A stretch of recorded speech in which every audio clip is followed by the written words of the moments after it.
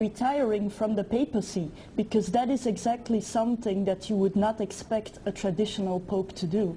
Yeah, that's absolutely true. That some people say he even humanized the papacy by retiring. And I would ask you, does that mean that in the future popes might be held up to a kind of performance standard, that if you're not leading the church the way we expect you to, perhaps it would be a good idea to resign and let someone else try? Well, technically speaking, according to the prescriptions, that is not possible. The resignation has to be out of free will.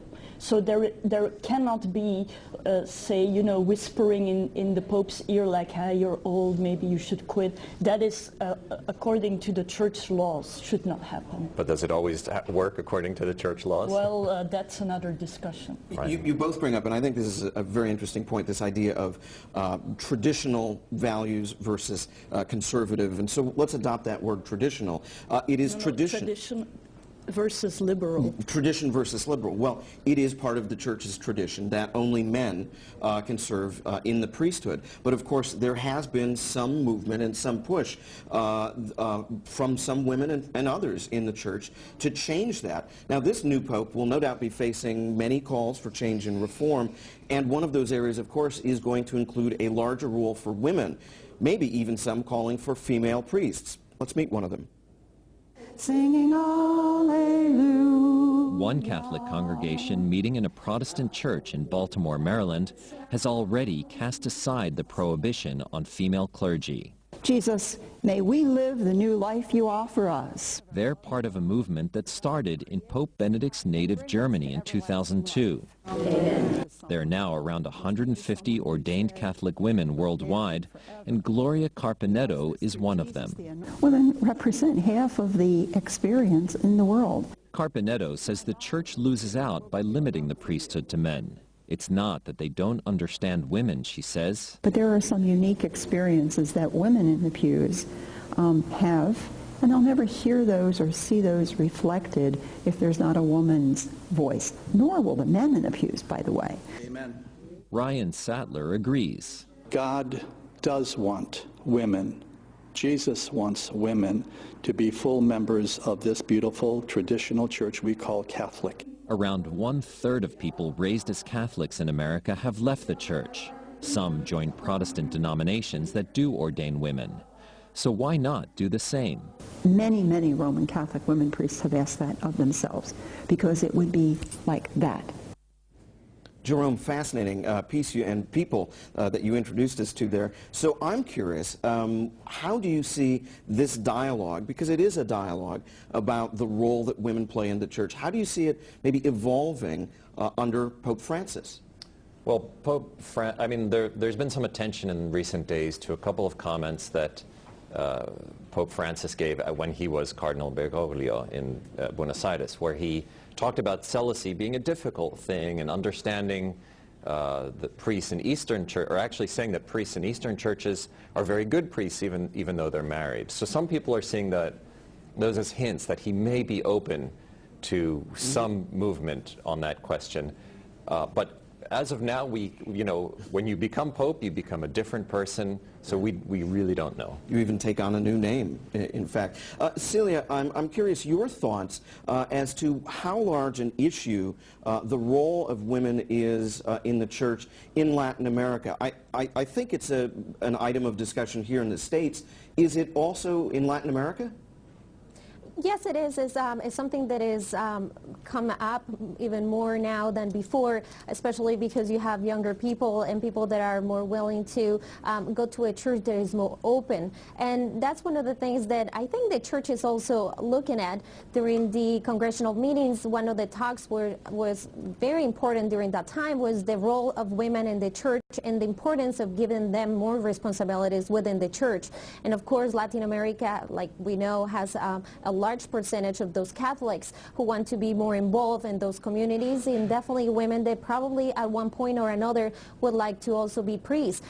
Like Jerome was talking about, is a difficult discussion now, and we cannot really foresee a change close or at least on the near future, but definitely it's something that I'm sure is going to change in terms of giving more access to women within the church. Helen Mardaga, you talk about the Pope and his job really to maintain the tradition of the church. How much authority or leeway do you think a Pope has, if they want to take it, to change direction, to maybe reinterpret tradition? Well, I think your question refers to what we're just talking about, the female, the presence of women in the church.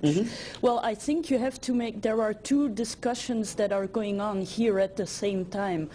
From the video you showed, I was impressed to see a female Catholic priest. I've never seen one. But, you know, there is a very big, there are two questions. The role of women in the church, and then you have the other question, female ordination. Now, these are two different things. I think the role of women in the church, there are a lot of women at top places in the church.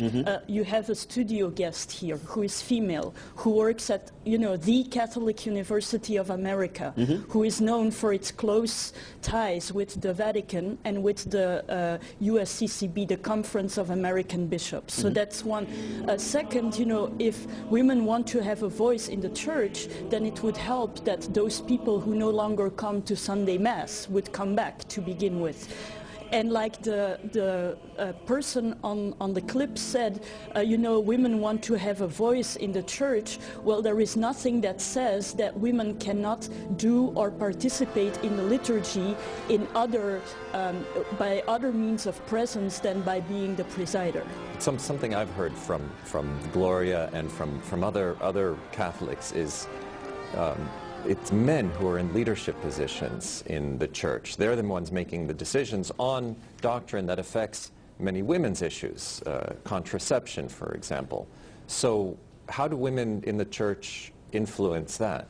Well, first of all, it's not entirely correct what you're saying, because, for example, there are members from the Theological Commission, one of the most important commissions within the church, that are female. There are female members on a lot of these commissions, but I think there is kind of a misconception. It used to be, it's true, it used to be that it was male governed.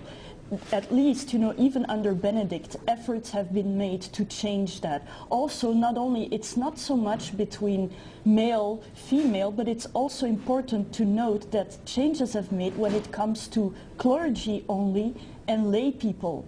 And there's a lot of married men, laymen, that are also, you know, members of these commissions, and that's an important, you know, aspect to realize as well.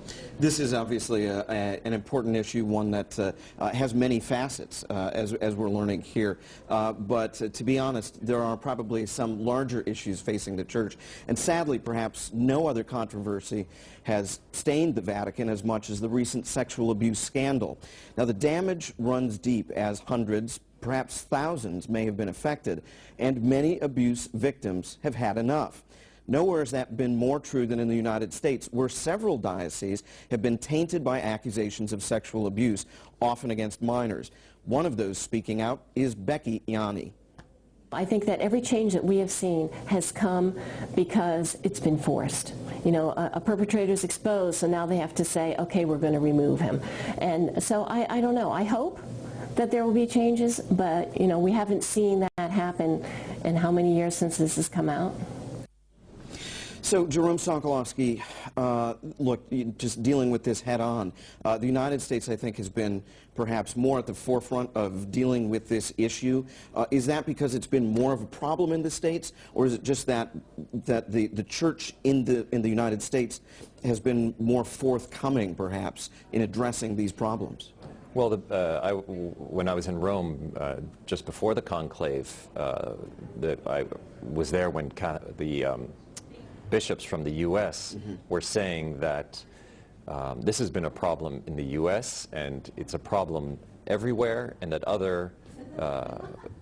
the dioceses in other countries should address it. They're going to have to address it at some point, so better now rather than later. In some places in Africa, to a certain extent in other regions, it's seen as, oh, it's not, some people are saying it's not happening here. And interestingly, just yesterday in Uganda, there was a big to-do about a priest